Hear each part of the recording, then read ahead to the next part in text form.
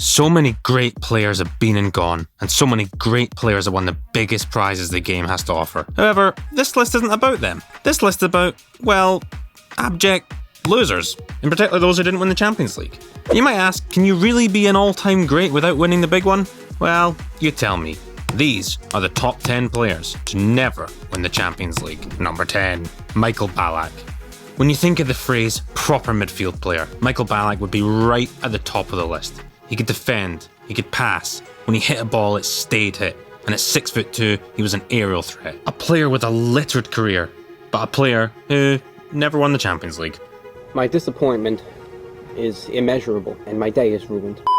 That is despite losing 2 finals, one to that Zidane goal at Hampden with Leverkusen, and the other to United in 2008 with Chelsea, god damn it. He also managed to lose a World Cup final, so bad luck Mikey. However, he would lift 5 league titles, including one with FC Kaiserslautern in 1998, who had just been promoted that same season, so it wasn't all bad for the little Kaiser, a name which, depending where you're from, can either mean emperor or soft little crusty roll. Number 9, Eric Cantona. The enigmatic Frenchman never did win one of these. He is, however, the only man on the list to fly kick a fan. One of the great bargain buys and one of the Premier League's greatest ever players. Did a hell of a lot in his career, but he never did win La Coupe des Grands Oreilles, which in French translates to the cup with big ears. But if Eric is to be believed, it's all irrelevant, as crimes and wars will multiply, killing us all imminently. Number 8, Ruud van Nistelrooy. The highest competition scoring player with 56 Champions League goals to never lift a trophy. Unfortunately, Ruud would join United 2 years after their 99 treble and 2 years before their 2008 win, and 4 years at Real Madrid would do nothing to help his chances, as Los Blancos would go through somewhat of a lull period in the 4 years he was there. To make matters worse, he would end the tournament as the top scorer on 3 different occasions, and his 56 goals in 73 games remains the best goal-to-game ratio in the tournament's history. Where is the damn justice? Number 7, Zlatan Ibrahimovic. Look at this dude. Remarkably, the big Swede has never won the big one.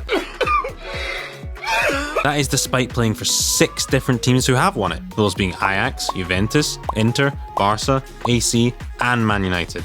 Add to that he left Inter for Barca in 2009, only for Inter to knock Barca out on their way to success the very next season, before being sent on loan from Barca to AC Milan for the 10-11 season, a year where the trophy was won by, you guessed it, Barcelona. You could say that Zlatan's been unfortunate in his pursuit for European glory, or you could say, if you were a dick, the teams won it because they were better without him.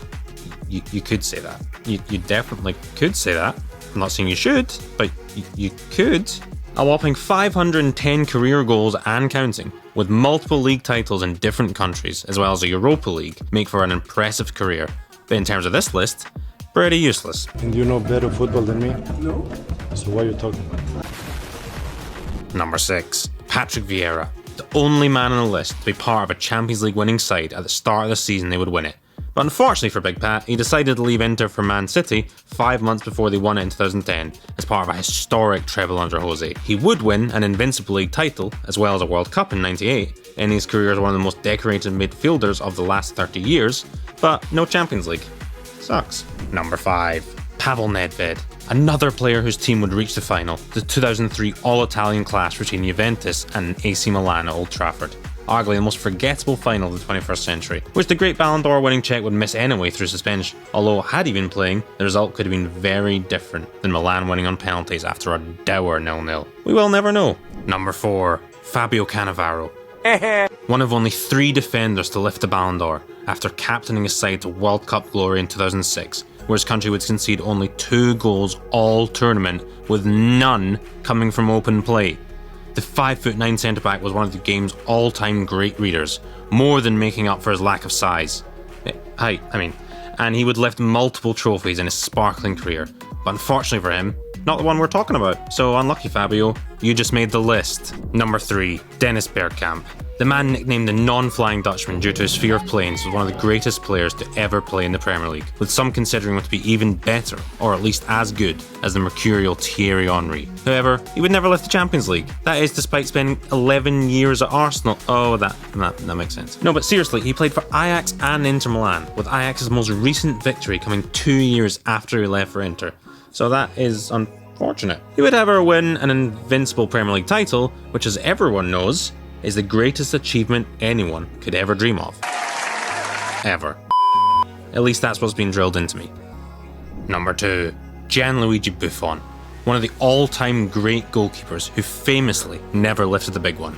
Despite spending the majority of his career with Juventus and reaching 3 finals, Buffon never lifted the trophy so many thought he deserved. A man who was once the most expensive goalkeeper of all time when he moved from boyhood club Parma to Juve, a feat now held by Kepa.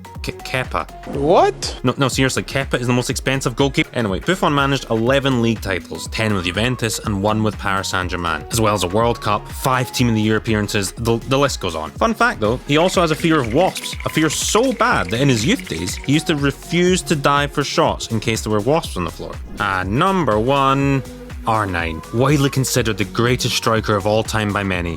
You'd think that playing for both Milan teams and both Spanish giants over your career would give you a pretty damn good chance. But alas, it wasn't to be for El Fenomeno, who ended his career with a paltry 2 World Cups, 2 Copa Americas, 2 league titles, 2 Ballon d'Ors, 3 World Player of the Year awards, and many, many more accolades. Many believed R9 would go down to be the greatest to ever play the game, but unfortunately he was born with f***ing poppadoms for kneecaps. The body part which would keep him out for 3 years of his career. Funny story, well not funny if you're him, but at the prime of his career, he would miss half a year thanks to a ruptured kneecap. He would then make his grand return and 6 minutes later would again rupture the same knee, which would keep him out for just under 2 whole years. He played 6 minutes of football in 2 years, aged 23. He came back to have a wonderful career, but he was never the same player.